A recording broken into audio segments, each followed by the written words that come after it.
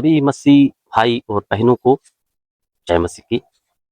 आज हम बात करेंगे। हमारा वचन बहुत अच्छा है और हमें इस वचन पे चलना है और इस वचन का पालन भी करना है। वचन है रोमियो अध्याय 12 का 10 कहता है, भाईचारे के प्रेम में एक दूसरे से प्रीति रखो, आदर देने में एक दूसरे से आगे बढ़ते चलो। हालेलुया। वचन क्या कहता है कि भाईचारे में एक दूसरे से प्रीति रखो, यानी प्रेम रखो। एक दूसरे को भाई है उसे भाई समझो, बहन है उसको बहन समझो। ये वचन हमें एक मसीह का मूल आधार सिखाता है, प्रेम और आदर। प्रेम और आदर हमें अपने समाज में बहुत से लोगों से समाज में बहुत से लोगों से मिलते हैं, लेकिन क्या हम उन्हें प्रभु का प्रेम दिखा पाते हैं?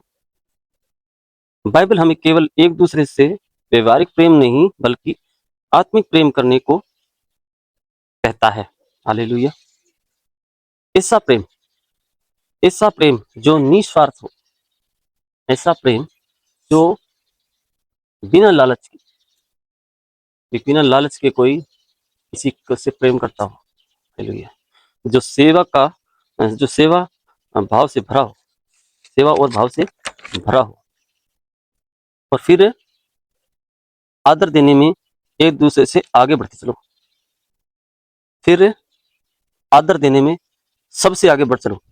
इसका मतलब है दूसरों को ऊंचा मानना, उन्हें सम्मान देना, चाहे वह छोटा हो या बड़ा हो।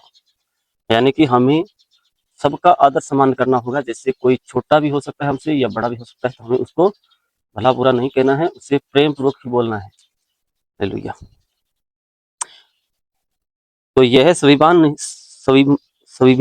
नहीं, विनम्रता की पहचान है।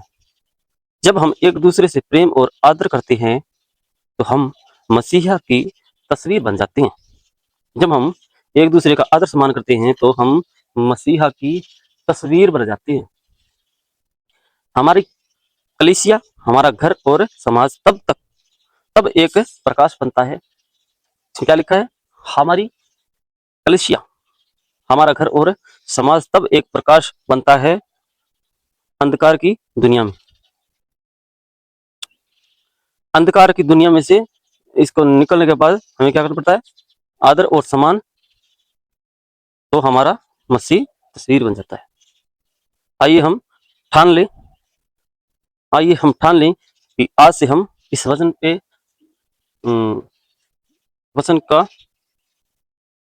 को मानेंगे, अपने जीवन में उतारेंगे और आदर सम्मान करेंगे, और यीशु मसीह की ज्योति पूरे विश्व यानी संसार में फैलाएंगे।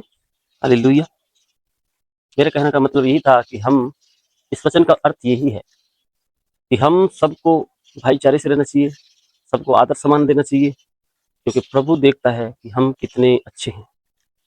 जब हम अच्छे होंगे, हमारा परिवार अच्छा होगा, सब प्रभु देखता है, तो वो हमें ब्लेसिंग देता है और हमें आदर सम्मान हम जिसे लोगों को देते हैं वैसे ही वह हमें देता है।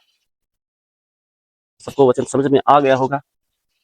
तो अगर वचन आपको समझ में आ गया है तो यह वचन आगे मसीह भाइयों तक भेजो, शेयर करो, और मिलते हैं नेक्स्ट वचन में। तब तक के लिए जय मसीह की। जय मसीह। आमीन।